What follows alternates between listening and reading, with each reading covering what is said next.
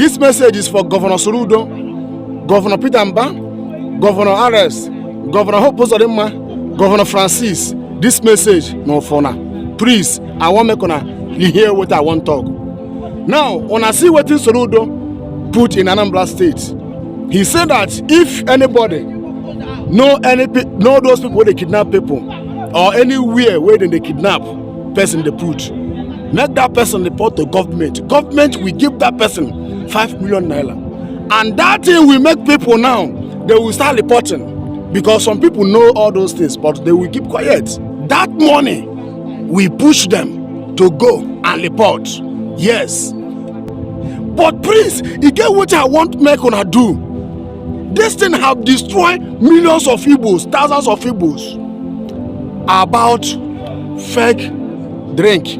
All those people where they manufacture fake drink, first medication, all one and one, fake drink and all this fake food. All those people that manufacture it secretly. Please, this thing have damaged millions of Igbo. Kidney problem, liver problem, kidney problem. It's too much in Igbo land. Please, achọrọ m ka unu niile tika aka ọnụ tinye iwu a na onye ọbụla ga-eliki nwu secret ebe ndị a na manufacture that food na ọ ga-enye onye ahụ reward. Please, I'm telling you, you will see people will be calling on phone. This thing have destroyed many lives, and I have said it in my video that if you know anywhere that these people are manufacturing those food, fake medication, please report. Call government, let government come that place and scatter that place and let those people, because those people are murderers. Because our eastern governors, please, you people should look into this. I'm saying it's very important. The damages, fake medication and fake drink and all this fake food that these people now manufacture. The damages this thing causes on Igbo is even more deadly, more dangerous than all these kidnappers. I'm telling you the truth. Please, you people should look into this thing.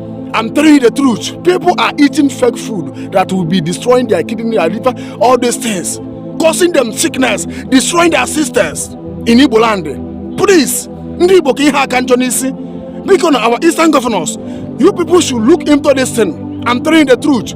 Tini iwu n'obodo, tini iwu na the state. No one get leak in secret. Everyone allow those things. I'm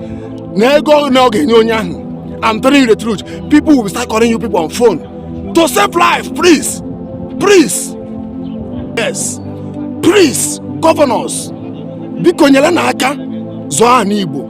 No munna any money, some money hana money fake. Hana nsi hana poison. So hana money.